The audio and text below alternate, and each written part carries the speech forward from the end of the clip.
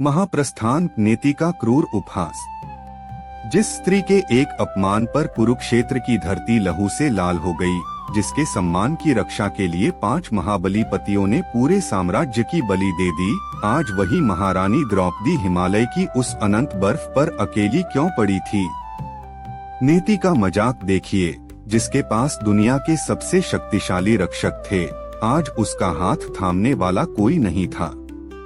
यह कहानी स्वर्ग जाने वाले उस मार्ग की है, जहां हर रिश्ता बोझ बन गया और हर प्यार एक बेड़ी।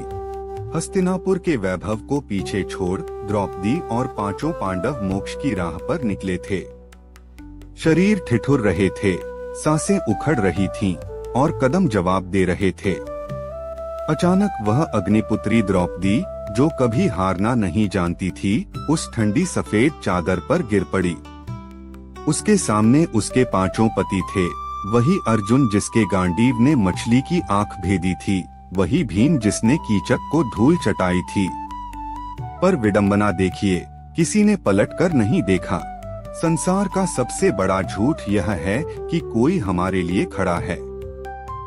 असलियत में हम रक्षकों की भीड़ में भी उतने ही अकेले होते हैं जितने एक वीराने में। भीम ने तड़पकर पूछा, ज्येष्ठ, पांचाली गिर गई है। इसने तो कभी कोई अधर्म नहीं किया, फिर यह हमारे साथ स्वर्ग क्यों नहीं जा रही। युधिष्ठिर के शब्द बर्फ से भी ज्यादा ठंडे थे। उन्होंने बिना पीछे मुड़े कहा, भीम, द्रौपदी ने हम सबको प्यार किया, पर उसका विशेष लगाव अर्जुन के प्रति था। प्रेम में यही पक्षपात आज उसके पतन का कारण बना। सोचिए उस हृदय पर क्या बीती होगी। जिस अर्जुन को उसने अपना सर्वस्व माना, उसी की आसक्ति आज उसकी मौत की वजह बन गई। द्रौपदी की आंखों से निकले आंसू बर्फ पर गिरने से पहले ही जम गए। उसे याद आया वह दिन, जब भरी सभा में उसके बाल खींचे गए थे। तब भी ये 5 योद्धा सिर झुकाए बैठे थे। तब भी वह अकेली थी, और आज जब प्राण निकल रहे हैं, तब भी वह अकेली है। किस्मत का व्यंग्य तो देखिए, जिस द्रौपदी ने जीवन भर 5 पतियों का बोझ ढोया, आज वही पति उसके शरीर का बोझ उठाने को तैयार नहीं थे। द्रौपदी की गिरती चेतना ने अपने सखा गोविंद को पुकारा, हे माधव, 5 पतियों की पत्नी होकर भी मैं आज अनाथों की तरह क्यों मर रही हूँ। तब शून्य में कृष्ण की मुस्कान गूंजी।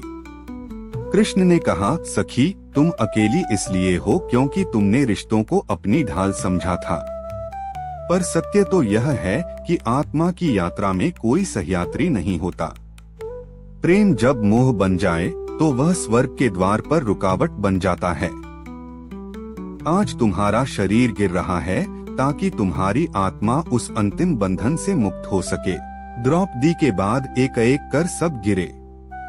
सहदेव अपने ज्ञान के अहंकार में, नकुल अपने रूप के घमंड में, और अर्जुन अपने पराक्रम के अभिमान में। ये सब वही थे जो कल तक अजय होने का दावा करते थे। आज पहाड़ की एक ढलान ने उनकी हस्ती मिटा दी। हम महल बनाते हैं, रिश्ते जोड़ते हैं और सोचते हैं कि हम सुरक्षित हैं। पर महाप्रस्थान का मार्ग सिखाता है कि अंत में केवल आपके कर्म ही आपके साथ चलते हैं।